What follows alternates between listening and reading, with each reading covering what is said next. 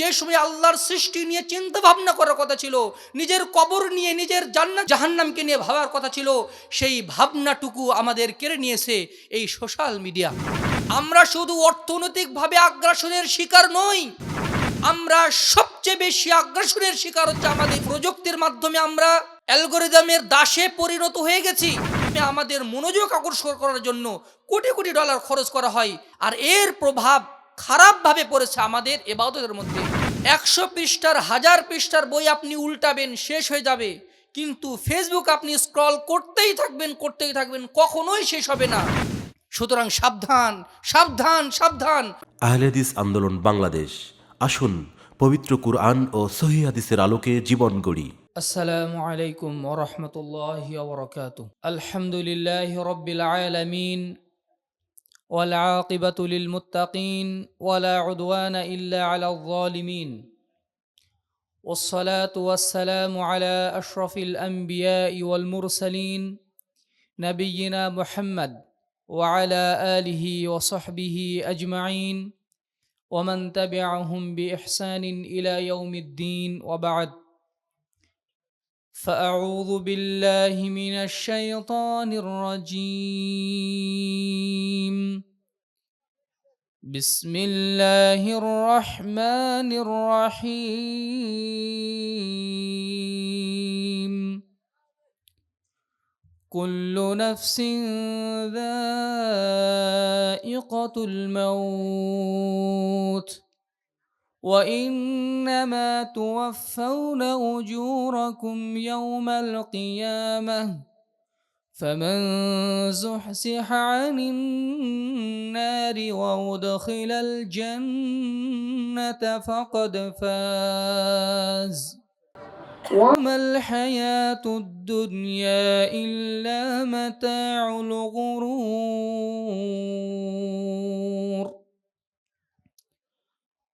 وقال النبي الأمين صلى الله عليه وسلم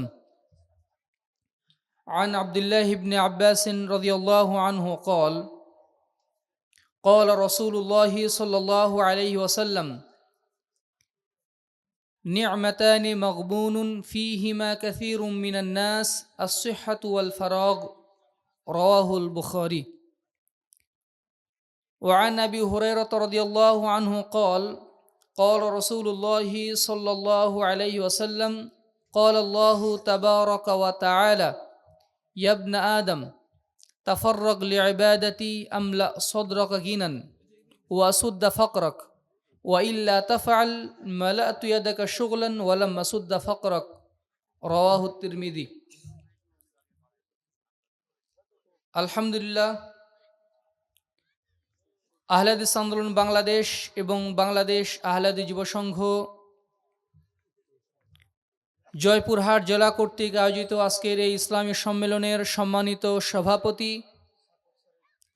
সম্মানিত প্রধান অতিথি, বিশেষ অতিথিবৃন্দ, সম্মানিত ওলামায়ে কেরাম, আহলে হাদিস আন্দোলন বাংলাদেশ এবং বাংলাদেশ আহলে হাদিস যুব সংঘ, আহলে হাদিস পেশাজীবী ফোরাম, সোনামণি সংগঠন এবং মহিলা সংস্থার সম্মানিত দায়িত্বশীল বৃন্দ, আমার সামনে উপবিষ্ট সম্মানিত সুধীমণ্ডলী, পর্দার অন্তরালে মা ও ভগ্নীগণ,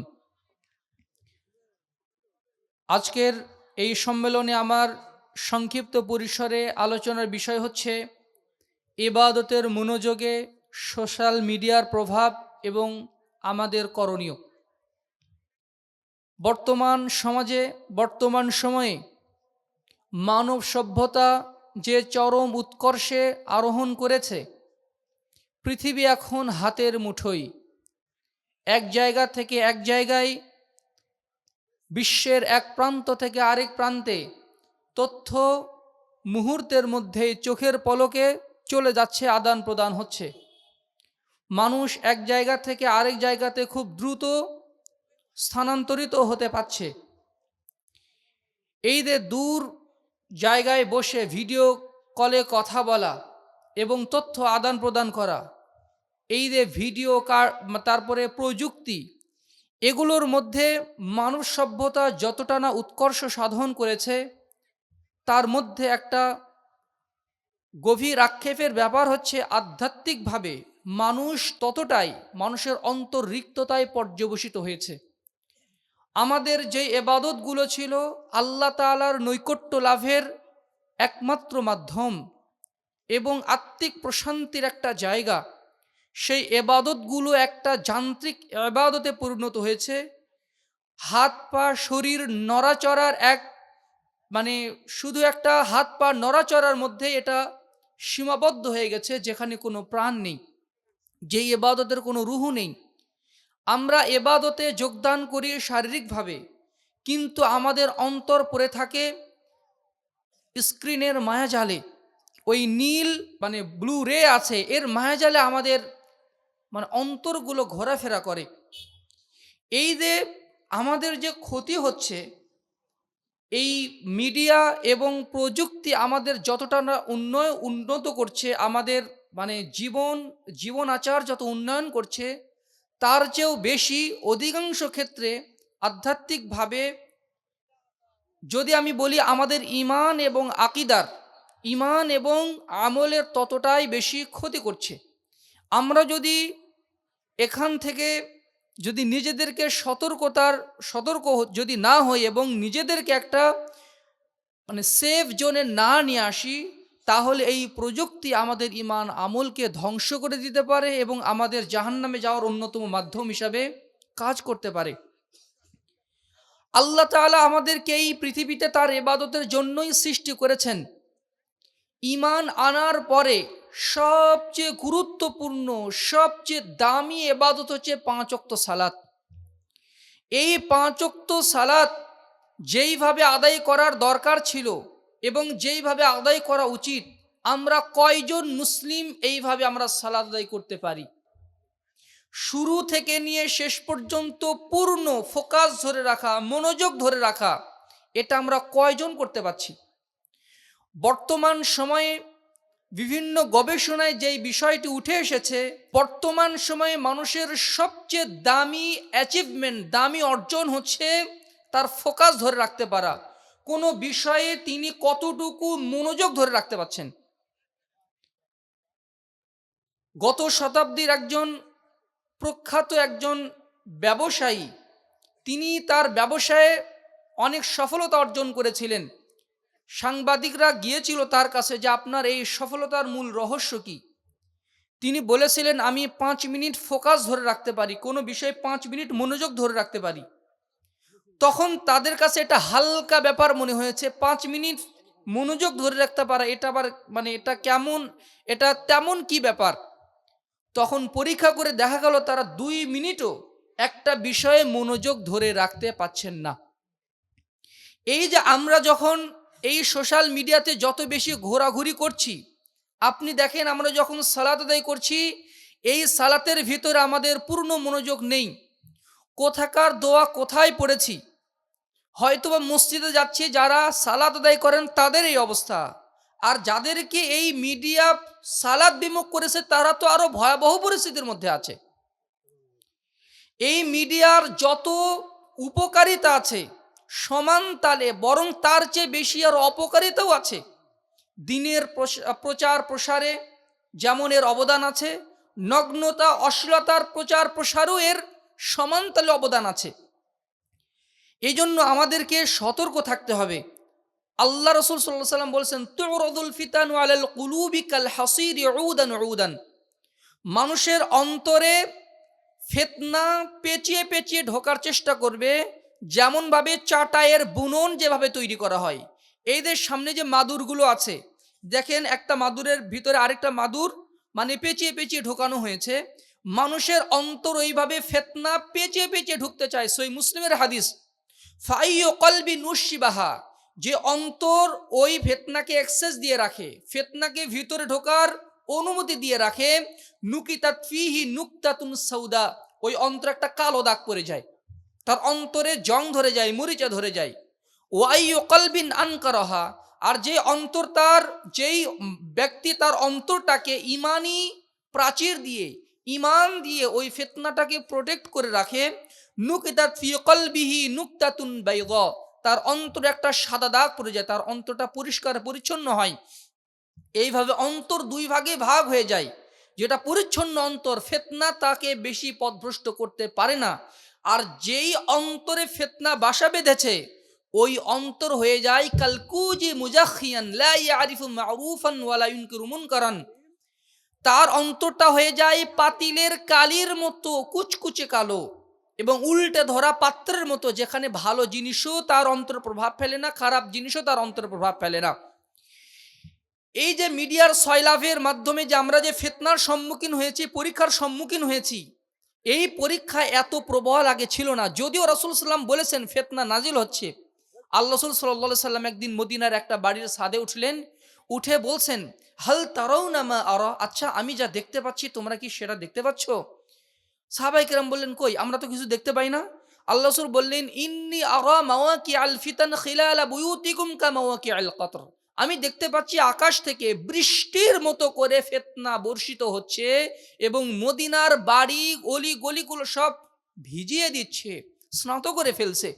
সুবহানাল্লাহি বিহামদিহি সুবহানাল্লাহিল আযীম।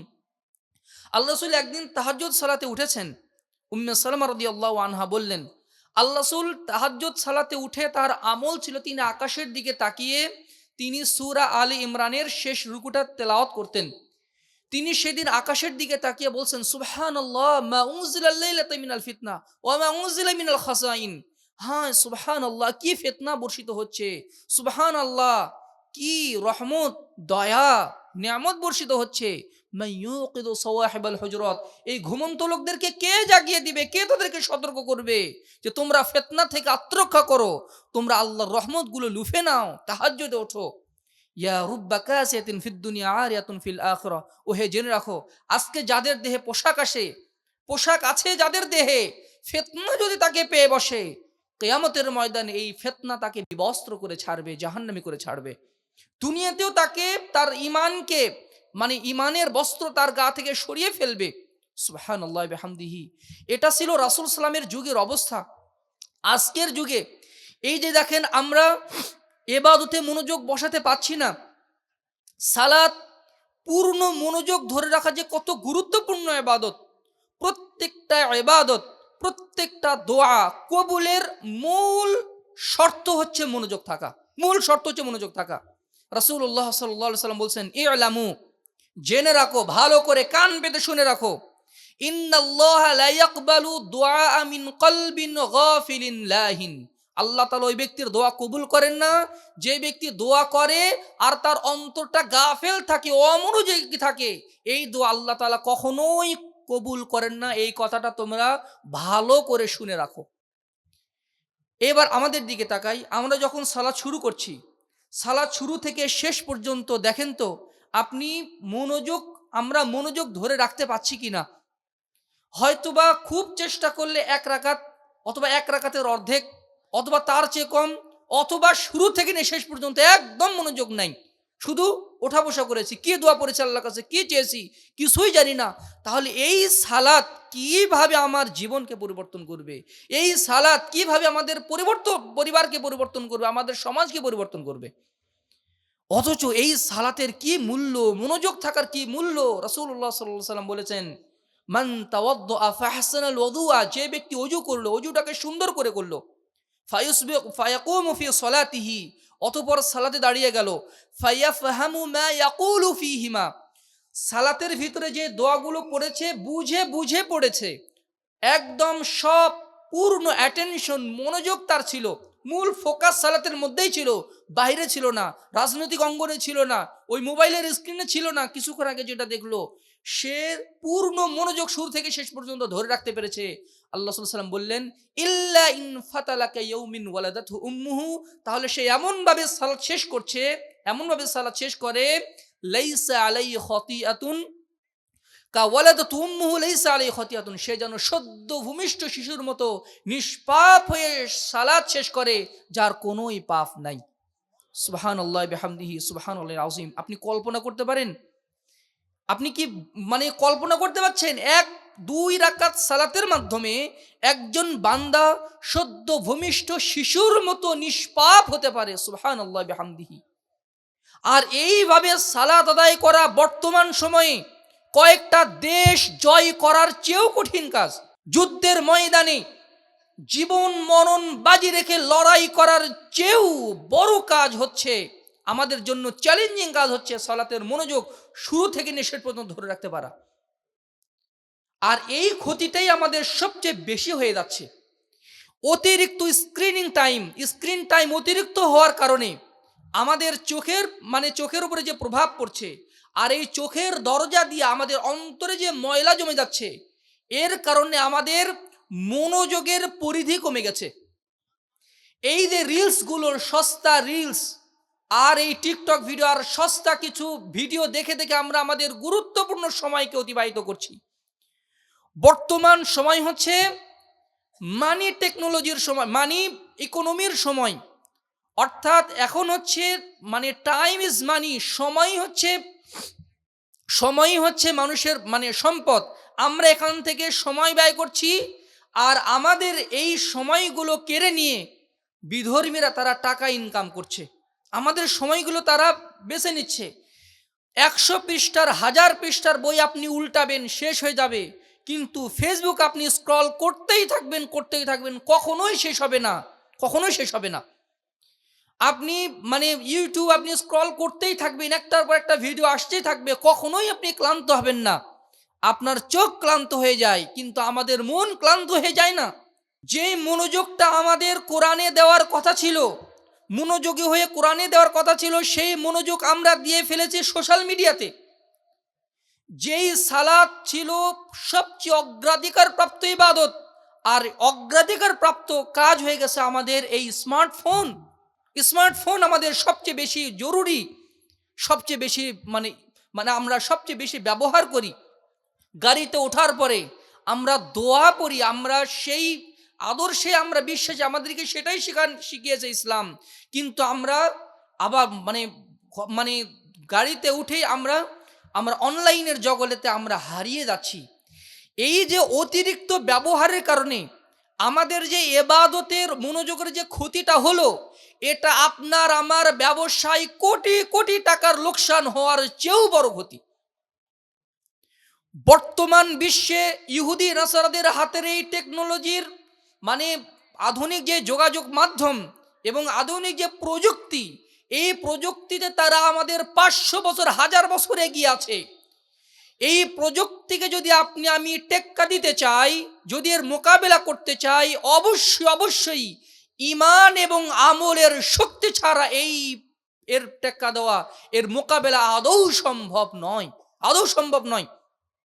মূসা আলাইহিস সালামের বিপরীতে ফেরাউন বিশাল সাম্রাজ্যের মালিক ছিল, প্রযুক্তি টেকনোলজি সবই তার ছিল, কিন্তু ঈমানের শক্তির কাছে তারা পরাজিত হয়েছে। আজকেও যদি আমরা এই বুদ্ধিবৃত্তিক আগ্রাসন, আমরা শুধু অর্থনৈতিকভাবে আগ্রাসনের শিকার নই, আমরা সবচেয়ে বেশি আগ্রাসনের শিকার হচ্ছে আমাদের ঈমানের উপরে যে হামলা করা হচ্ছে, বুদ্ধিবৃত্তিক যেই ক্রুসেড চলছে, যে ইন্টেলেকচুয়াল ওয়ার চলছে, আমরা এই যুদ্ধে পরাজিত শক্তি। বর্তমান সময়ে অস্ত্রের যুদ্ধ হয় না, বর্তমান সময়ে সবচেয়ে বেশি যুদ্ধ হচ্ছে মানুষের মনোযোগ আকর্ষণ করার যুদ্ধ এবং বুদ্ধির উপরে, এক মতবাদের উপরে আরেক মতবাদকে বিজয়ী করার যেই যুদ্ধ, সেটাই চলছে। আমাদের মনোযোগকে কেড়ে নেওয়া হয়েছে, আমাদের ফোকাসকে কেড়ে নেওয়া হয়েছে। আজকে মুসলিম সমাজ তাদের ক্যারিয়ার নিয়ে স্বপ্ন দেখছে ওইভাবে যেভাবে ইহুদি নাসারা তাদেরকে স্বপ্ন দেখিয়ে দিয়েছে। আমাকে এই প্রফেশনে না গেলে হবেই না, এটা কে শিখিয়ে দিয়েছে? আমি সিদ্ধান্তই নেই না। আমি যে ফেসবুকে ঘোরাঘুরি করি, আর আমি যে চতুষ্পার্শ্বে যে পরিবেশগুলো দেখি, এই পরিবেশ আমাকে চিন্তা করায় যে তোমার প্রফেশন এই দিকে হওয়া উচিত, তোমার ব্যবসা এই দিকে হওয়া উচিত, তোমার বেশি বেশি টাকা ইনকাম করা উচিত, তোমার পাওয়ার দরকার, তোমার ক্ষমতা দরকার, মানুষের সামনে তোমার পরিচিতির দরকার আছে। এগুলো আপনি করি না, এগুলো আমাদেরকে করানো হয়। ওই অদৃশ্য পাপেটের মতো আমরা নিয়ন্ত্রিত হই। এই জন্য কাফের মুশরিকরা প্রত্যেক বছর million billion trillion dollar, crore crore dollar খরচ করছে শুধু মুসলিমদের মনোযোগ আকৃষ্ট করার জন্য। রাসূলুল্লাহ সাল্লাল্লাহু আলাইহি ওয়াসাল্লাম বলেছেন, ইউশিকুল উমামু আন তাদা আলাইকুম কামা তাদা আলা কালাতু ইলা কসাতিহা। এমন এক সময় আসবে কাফের মুশরিকরা তোমাদেরকে খামসে খামসে খাবে, তোমাদেরকে আক্রমণ করবে চতুর্পার্শ্ব থেকে। মিন কিল্লাতিন, মানে যেমন ভাবে একটা খাবারে একটা প্লেটে চারপাশ থেকে মানুষ সেখান থেকে খামচি দিয়ে খায়, ওই রকম ভাবে মুসলিমদেরকে কাফের মুশরিকরা ওইভাবে খামসে খামসে খাবে। সাহাবায়ে কেরাম বললেন, মিন কিল্লাতিন নাহনু ইয়াউমাইদিন, হে আল্লাহ রাসূল, সেদিন কি আমরা সংখ্যায় কম হব? আল্লাহ রাসূল বললেন, লা ওয়ালাকিন্নাকুম ইয়াউমাইদিন কাসীর, না, সেদিন তোমরা সংখ্যায় অনেক হবে। ওয়ালাকিন্নাকুম গুসাইস সাইলি, ওয়ালাকিন্নাকুম গুসাউন কা গুসাইস সাইলি, তোমরা হয়ে যাবে বানে ফেসে যাওয়া খড়কুটার মতো। পানির উপরে যে জাহাজ চলে সে নিজস্ব সিদ্ধান্ত নিতে পারে যে আমি ডান দিকে যাব নাকি বাম দিকে যাব। নৌকা যখন চলে সে মাঝি বউটা নেড়ে সে ডান দিকে বাম দিকে যাওয়ার সিদ্ধান্ত নিতে পারে, কিন্তু যে ফেনা, যে খড়কুটা আছে, ওদের কোনো নিজস্ব সিদ্ধান্ত নেই। যেই দিকে স্রোত আসে সে সেই দিকে ভেসে যায়। মুসলিমরা হবে ওই রকম বানে ফেসে যাওয়া খড়কুটার মতো। এদের কোনো ভ্যালু থাকবে না, এদের কোনো আত্মমর্যাদা বোধ থাকবে না। ওয়ালা ইয়াকযিফান্নাল্লাহু মিন সুদুরি আদুউবিকুমুল মাহাবাতা মিনকুম, আল্লাহ তাআলা তাদের শত্রুদের অন্তর থেকে তাদের ব্যাপারে ভয় ভীতি তুলে দিবেন। কাফের মুশরিকরা এদেরকে ভয় করবে না। বালাকোটের যুদ্ধে শাহ ইসমাইল শহীদ যে হুঙ্কার দিয়েছিলেন, এক হুঙ্কারে কাফের মুশরিকদের হাত থেকে অস্ত্র পড়ে গিয়েছিল। আগেকার মুসলিমরা যখন তাকবীর দিতেন, তাদের তাকবীর ধ্বনিতে কাফেরদের অন্তরে হৃদয়তন্ত্রীতে কাঁপন তৈরি হতো। আজও তো আমরা হুঙ্কার দেই, ফেসবুকে হুঙ্কার দেই, আর আমরা বিভিন্ন মঞ্চ হুঙ্কার দেই। কই, তারা তো এত ভয় পায় না। তারা উল্টো আমাদের বিরুদ্ধে ষড়যন্ত্র করে, উল্টো আমাদের উপরে রাজত্ব চালায়, উল্টো আমাদের জনপদগুলো দখল করে, উল্টো আমাদেরকে অর্থনৈতিকভাবে রাজনৈতিকভাবে শোষণ করে। এর কারণ হচ্ছে আমরা যেই আদর্শের উপরে টিকে থাকার দরকার ছিল, ওই আদর্শের উপরে আমরা টিকে নেই। আর সেটাই হচ্ছে ওয়াহান হচ্ছে হুব্বুদ দুনিয়া ওয়া কারাহিয়াতুল মাউত, দুনিয়ার ভালোবাসা এবং মৃত্যুকে অপছন্দ করা। বর্তমান সময়ে এই টেকনোলজির যুগে, এই প্রযুক্তির যুগে, সোশ্যাল মিডিয়ার যুগে ঈমান ধরে রাখা হাতের মধ্যে আগুনের আঙ্গার ধরে রাখার চেয়েও কোনো অংশে কম নয়। যে কথা রাসূল সাল্লাল্লাহু আলাইহি সাল্লাম 14.5 বছর আগে বলে গেছেন, ইয়াতি আলান নাসি জামানুন আস-সাবিরু ফীহিম আলা দীনি কাল কাবিদি আলাল জামর, এমন এক সময় আসবে যখন ঈমানের উপরে অবিচল থাকা হাতের মধ্যে আগুনের আঙ্গার রাখার চেয়েও কঠিন হয়ে যাবে। যে সমস্ত যুবক ভাইয়েরা হালাল ইনকাম করতে চান, হালাল প্রফেশনে জব করতে চান, তাদের জন্য হালাল ইনকামের চাকরি করা তাদের জন্য কতটা কঠিন, ভুক্তভোগীদেরকে জিজ্ঞাসা করলে আপনি বুঝতে পারবেন। যারা হালালভাবে বর্তমানে ব্যবসা বাণিজ্য করতে চায়, হালালভাবে শিল্প কল কারখানা গড়ে তুলতে চায়, তাদের জন্য সুদ থেকে বেঁচে থাকা অসম্ভবের পর্যায়ে দাঁড়িয়ে গেছে। সম্মানিত সুধীমণ্ডলী, এই প্রযুক্তি আমাদের জন্য যতটা না আশীর্বাদ, তার চেয়েও আমাদের জন্য ফিতনা, এই কথাটা আমাদেরকে অবশ্যই মনে রাখতে হবে। এই প্রযুক্তির মাধ্যমে আমরা অ্যালগরিদমের দাসে পরিণত হয়ে গেছি। আপনি কি বলে, গুগলে একটা কিছু সার্চ করবেন, ফেসবুক আপনাকে সেটা দেখে ফেলবে এবং সেটা সেভ করে ফেলবে। আপনি কি পছন্দ করেন, সাথে সাথে ওটার অ্যাড আপনার ফেসবুক স্ক্রলে আপনি দিয়ে দিবে। আপনি ইউটিউবে 3টা রান্নার ভিডিও দেখবেন যে পুরা টাইম লাইন জুড়ে আপনার রান্নার ভিডিও দিয়ে ভরা। আমরা যখন ফেসবুক ইউজ করি, আমরা কোন ছবির উপরে কতটুকু চোখ দিয়ে রাখি এটা তারা বুঝে ফেলে, সেভ করে ফেলে। আমরা কোন পোস্টে বেশি লাইক করি, কোন ভিডিও বেশি দেখি, এটা সব কিছুই তারা সেভ করে এবং সেই অনুযায়ী তারা বেশি বেশি ভিডিও আমাকে দেওয়ার চেষ্টা করে, বেশি বেশি ছবি আমার কাছে দেওয়ার চেষ্টা করে, ওই রিলেটেড বিষয়গুলো আমার সামনে বেশি নিয়ে আসে। অনুরূপভাবে আপনি কোন প্রোডাক্ট বেশি পছন্দ করেন, আপনি যদি একটু অর্গানিক ঘি লিখে যদি সার্চ দেন, দেখবেন যে শুধু অর্গানিক ঘির অ্যাড চলে আসছে। আপনার প্রয়োজন না সত্ত্বেও আপনি কিনে ফেলবেন। আপনার বন্ধু যদি কোনো প্রোডাক্ট কেনে, একটা গাড়ি কিনলো, একটা ফোন কিনলো, যাই কিনলো কেন, আপনার সামনে সেই অ্যাডটা চলে আসবে, এমনভাবে উপস্থাপন করা হবে আপনার প্রয়োজন না সত্ত্বেও আপনি সেটা কিনে ফেলবেন। আমাদের বাসায় এমন অনেক কিছু আছে যেটা প্রয়োজন ছিল না, কিন্তু অ্যাড দেখে আমরা কিনে ফেলেছি। এই শুধু অ্যাডের মাধ্যমে আমাদের মনোযোগ আকর্ষণ করার জন্য কোটি কোটি ডলার খরচ করা হয়, কোটি কোটি ডলার খরচ করা হচ্ছে আমাদের মনোযোগ আকর্ষণ করার জন্য। আর এর প্রভাব খারাপভাবে পড়েছে আমাদের ইবাদতের মধ্যে। আমাদের ইবাদতের মনোযোগ নষ্ট হয়ে গেছে। সম্মানিত সুধীমণ্ডলী, সাহাবায়ে কেরাম যেভাবে ইবাদত বন্দি করতেন ওইভাবে ইবাদত করা বর্তমান সময়ে আমাদের জন্য চ্যালেঞ্জিংয়ের ব্যাপার।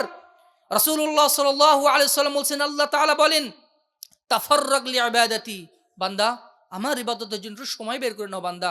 আল্লাহ তাআলা স্বয়ং তার বান্দাদেরকে বলছেন, হে আদম সন্তান, তুমি আমার ইবাদতের জন্য একটু সময় বের করে নাও। আমলা সদরাকা গিনান, আমি তোমার অন্তরকে অভাব মুক্তি দিয়ে পূর্ণ করে দেব, আমি তোমার অন্তরকে প্রাচুর্য দিয়ে ভরে দেব, তোমাকে আমি ধনী করে দিব। অপর বর্ণনায় রয়েছে, আমলা ইয়াদাইকা রিজকান, আমি তোমার দুই হাতকে রিজিক দিয়ে ভরে দিব। সুবহানাল্লাহ বিহামদিহি, আল্লাহর শপথ, আল্লাহ তাআলার ওয়াদা, তুমি আমার ইবাদতের জন্য সময় বের করে নাও। এটা শুধু শারীরিক উপস্থিতি নয়, সম্মানিত সুধীমণ্ডলী, শুধু শারীরিক উপস্থিতি নয় যে মসজিদে গেলাম একটু ইবাদত করে চলে আসলাম, এই শারীরিক উপস্থিতি নয়। আন্তরিক শরীর এবং মন উভয়ই যখন আমরা ঢেলে দিয়ে ইবাদত করি, ওই ইবাদতের অবসর, যেই অবসরে কেউ আমাকে ডিস্টার্ব করবে না, এক আল্লাহর সাথে আমার কথোপকথন চলবে, এই ইবাদত যদি কেউ করে, আল্লাহ তাআলা স্বয়ং বলছেন, আমি তাকে ধনী করে দিব, আমি তার অভাব মুক্তি বন্ধ করে দিব, আমি তাকে অভাব মুক্ত করে দিব, তার দুই হাত রিজিক দিয়ে ভরে দিব। ওয়াইল্লা তাফআল, তুমি যদি এটা না করো, মালাতু ইয়াদাইকা শুগলান ওয়ালাম আসুদ্দা ফাকরাক, আমি তোমার অভাব কখনোই পূর্ণ করব না, আর তোমাকে আমি সব সময় ব্যস্ততার মধ্যেই রেখে দিব। সম্মানিত সুধীমণ্ডলী, এই জন্য আসুন আমরা ইবাদতে মনোযোগী হওয়ার চেষ্টা করি, এটাকে আমরা নিয়ন্ত্রণ করি। এই যে আমাদের ইবাদতে ঘুণে ধরেছে আমাদের ইখলাসহীনতার মাধ্যমে, রিয়া প্রদর্শনীর মাধ্যমে। হজ করতে যাচ্ছি, বিমান উঠে একটা সেলফি, কাবা শরীফের সামনে গিয়ে একটা সেলফি, আর ওমরা ডান, ওমরা করার পর একটা সেলফি। What is this?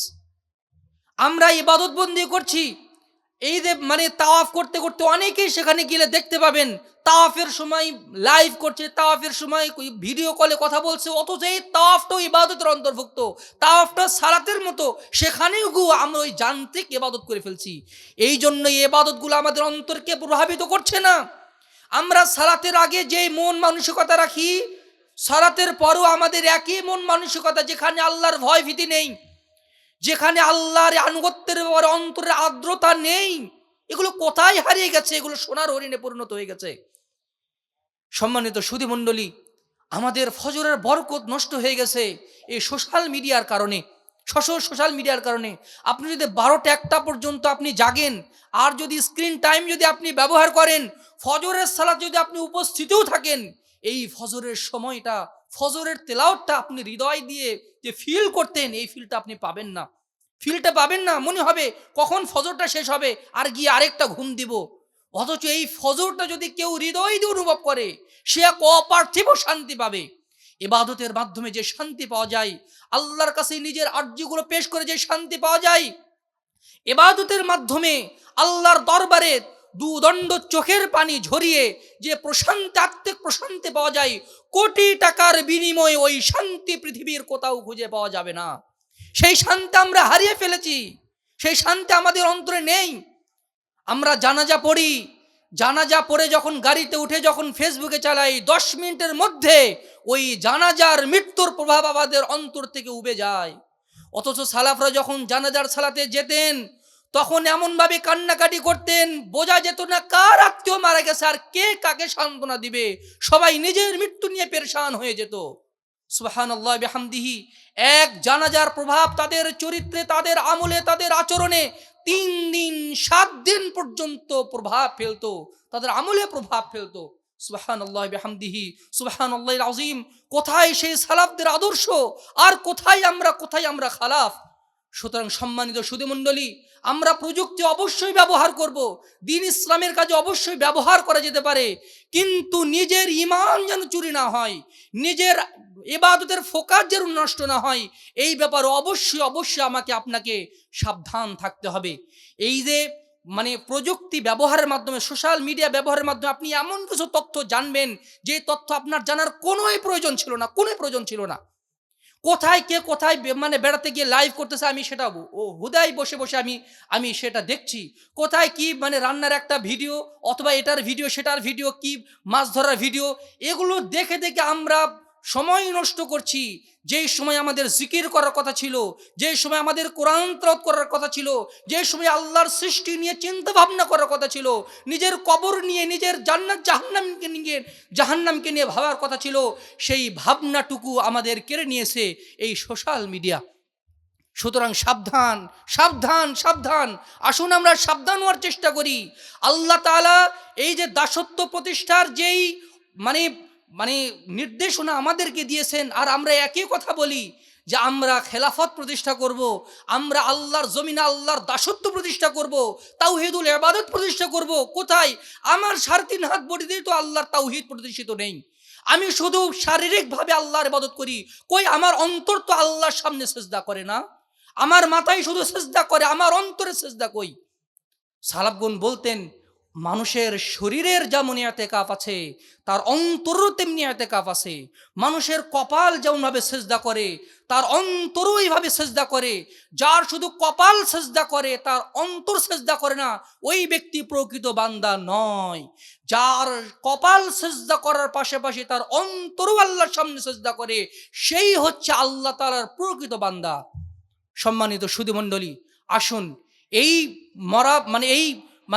ফিতনা থেকে যদি আমরা বাঁচতে চাই, কয়েকটি করণীয় আছে। প্রথম করণীয় হচ্ছে dopamine fasting, dopamine detox. Dopamine detox হচ্ছে এই যে আমরা যখন কোনো খুশির অনুভূতি, আমাদের কোনো কিছু দেখলে যে খুশির অনুভূতি হয়, এই খুশির অনুভূতির কারণে একটা নিউরোট্রান্সমিটার, একটা হরমোন রিলিজ হয়। এই হরমোনটা আমাদের মস্তিষ্কে সারা দেহের আবেশটা ছড়িয়ে দেয়, আবেশটা ছড়িয়ে দেয়। ইসলাম আমাদেরকে, বর্তমান যারা বিজ্ঞানী, যারা গবেষক, যারা মেডিকেল সায়েন্স নিয়ে যারা গবেষণা করছেন, তারাই এগুলো গবেষণা করে বের করছেন। অথচ এই সায়েন্সগুলো আল্লাহ রাসূল আগে থেকেই বলে দিয়েছেন ডোপামিন ডিটক্স বা এই ডোপামিন ফাস্টিং কিভাবে করতে হয়। সুবহানাল্লাহ বিহামদিহি। এই যে মনে করেন ইবাদতে আমাদের মনোযোগ, তারপরে পড়াশোনার প্রতি মনোযোগ। এই যে যারা ছাত্র আছে, পড়াশোনায় মনোযোগ পায় না কেন? ধরুন যে আপনি যদি পেয়ারা খাওয়ার আগে যদি রসগোল্লা খান, তারপরে যদি পেয়ারা খান, পেয়ারার আপনি স্বাদ পাবেন? পেয়ারার স্বাদ পাবেন না। এই যে ধরুন যখন মনে করুন যে রসগোল্লা খেলে হরমোন ডোপামিন রিলিজ হয় 70%, আর পেয়ারা খেলে ডোপামিন রিলিজ হয় 30%। আপনি যদি আগেই এই সোশ্যাল মিডিয়ার মাধ্যমে যদি ওই 70%-এর ডোপামিন যদি রিলিজ করে ফেলেন, পরবর্তীতে আপনি ইবাদতে যাবেন আর পানসে লাগবে, পড়াশোনা করতে যাবেন সেটা আর ভালো লাগবে না।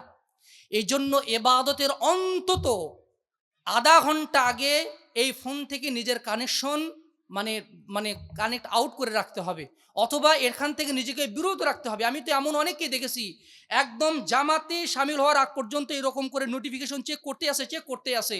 আল্লাহু আকবার যখন ইমাম সাহেব বললেন ডেটা কানেকশনটা অফ করে তিনি সালাতে ঢুকে গেলেন। আচ্ছা বলুন তো, এই ব্যক্তির একদম পূর্ণ মনোযোগ সালাতে দেওয়া কি সম্ভব? কখনোই সম্ভব নয়, কখনোই সম্ভব নয়, ইম্পসিবল। অথচ আমি যদি সালাতের আজান হওয়ার সাথে সাথে যদি মসজিদে যাই, একটু 2 রাকাত সালাত আদায় করলাম, একটু জিকির আজকার করলাম, তারপরে আমরা সালাত শুরু করলাম, দেখবেন যে এই সালাতের আলাদা একটা প্রশান্তি আছে, আলাদা একটা প্রশান্তি আছে। এমন একটা সময় আমাদেরকে একদম সোশ্যাল মিডিয়া থেকে বিরত রাখা উচিত, তাহাজ্জুদের সময় অথবা যে কোনো সময়। এই সময় আমি সোশ্যাল মিডিয়া থেকে একদম ডিসকানেক্ট, একদম অফ থাকবো। যতই নোটিফিকেশন আসুক না কেন, অথবা ডেটা কানেকশন অফ করে রাখলাম। এইভাবে যদি আমি যদি অভ্যস্ত করতে পারি নিজেকে, তাহলে দেখবেন যে ইবাদতের মনোযোগ আস্তে আস্তে ফিরে আনা সম্ভব। প্রযুক্তি অবশ্যই ব্যবহার করতে হবে, তবে সেটা অবশ্যই নিয়ন্ত্রণের মধ্যে। এখানে প্রশ্ন হচ্ছে, মোবাইল আমি চালাই নাকি মোবাইল আমাকে চালায়? যদি উত্তর হয় মোবাইলই আমাকে চালায়, তাহলে বুঝে নিতে হবে আমরা মারাত্মক রিস্কের মধ্যে আছি, বিপদে আছি। আর যদি হয় যে না, আমরাই মোবাইল চালাই, আমি যখন ফোন অন করব তখনই ফোন অন হবে, আমি যখন মেসেজ দেখব তখনই মেসেজ দেখা হবে, তাহলে বোঝা যাবে তাহলে আমরা নিয়ন্ত্রণ করতে পারছি। মাঝে মাঝে এখান থেকে একটু এতেকাফ করা দরকার। আপনি 1 ঘন্টা 2 ঘন্টা যখন কোরআন তেলাওয়াত আমরা করব, একটা নোটিফিকেশন আমাদের মনোযোগের ব্যাঘাত ঘটাতে পারে। সালাতের মধ্যে রিংটোন বেজে উঠলে মনোযোগের ব্যাঘাত ঘটতে পারে। কিন্তু এই বিষয়গুলো হর হামেশাই হচ্ছে। আর এটা এমন একটা গা সওয়া ব্যাপার হয়ে গেছে যে আমরা এটাকে একটা মামুলি ব্যাপার মনে করছি, এটা হতেই পারে এরকম মনে করছি, কিন্তু না, এর মধ্যে মারাত্মক ক্ষতি আছে। এই আমরা যারা মানে সোশ্যাল মিডিয়া বেশি ব্যবহার করছি, নাটক সিনেমা দেখছি, এই নাটক সিনেমার মাধ্যমে শুধু বিনোদন আমাদেরকে দেওয়া হয় না, এর মাধ্যমে আকিদা বিধ্বংসী অনেক বিষ আমাদের মগজে, মন মগজে ঢুকে দেওয়া হয়, যারা আমরা কখনোই কল্পনাই করতে পারি না। অনেক শিরক, অনেক বেদাতি ব্যাপারকে, অনেক শিরকি ব্যাপারকে, অনেক ইসলাম বিধ্বংসী ব্যাপারকে গা শোয়া করে ফেলা হয়, নরমালাইজ করে দেওয়া হয়। সুতরাং এই আদর্শের বিপরীতে আমাদেরকে হাঁটার চেষ্টা করতে হবে, ওই হিম্মত রাখার চেষ্টা করতে হবে। আহলে হাদিস আন্দোলন বাংলাদেশ এবং বাংলাদেশ আহলে হাদিস যুব সংঘের প্রতিটি কর্মী যেন এই আদর্শের বিপরীতে, স্রোতের বিপরীতে চলা শিখতে পারে। আসাদুল জিহাদি জিহাদুল হাওয়া, সবচেয়ে বড় জিহাদ হচ্ছে মানসিকতা কুপ্রবৃত্তির বিরুদ্ধে জিহাদ। এটা সম্মুখ সমরে রাইফেল আর কামান দিয়ে যুদ্ধ করার চেয়েও বড় জিহাদ হচ্ছে নফসের বিরুদ্ধে জিহাদ। নফসের জিহাদে যদি আমরা জয়ী হতে পারি, আর এই 3.5 হাত বডিতে যদি পরিপূর্ণভাবে ইসলাম প্রতিষ্ঠা করতে আমরা পারি, তাহলে আমাদের মাধ্যমেই এই বাংলার জমিনে তাওহীদুল ইবাদত প্রতিষ্ঠিত হবে ইনশাআল্লাহ।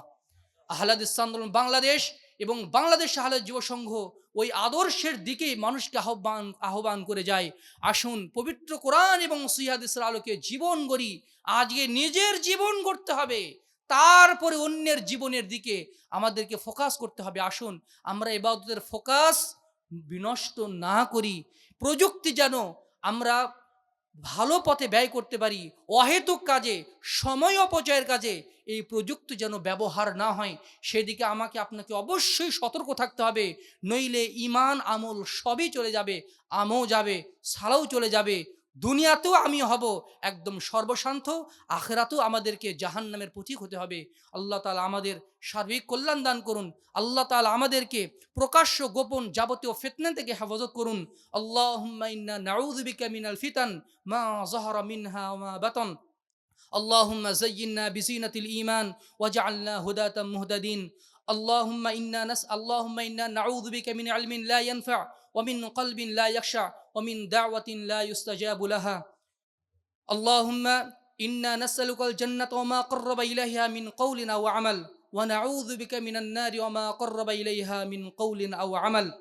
اللهم اقسم لنا من خشيتك ما تحول به بيننا وبين معصيتك ومن طاعتك ما تبلغنا به جنتك ومن اليقين ما تهون به علينا مصائب الدنيا ومتعنا اللهم بأسماعنا وأبصارنا وقواتنا أبدا ما بقيتنا واجعله الوارث منا واجعل ثأرنا على من ظلمنا وانصرنا على من عادانا ولا تجعل الدنيا أكبر همنا ولا مبلغ علمنا ولا إلى النار مصيرنا واجعل الجنة هي دارنا فاغفر لنا يا رب العالمين. سبحانك اللهم وبحمدك أشهد أن لا إله إلا أنت أستغفرك وأتوب إليك.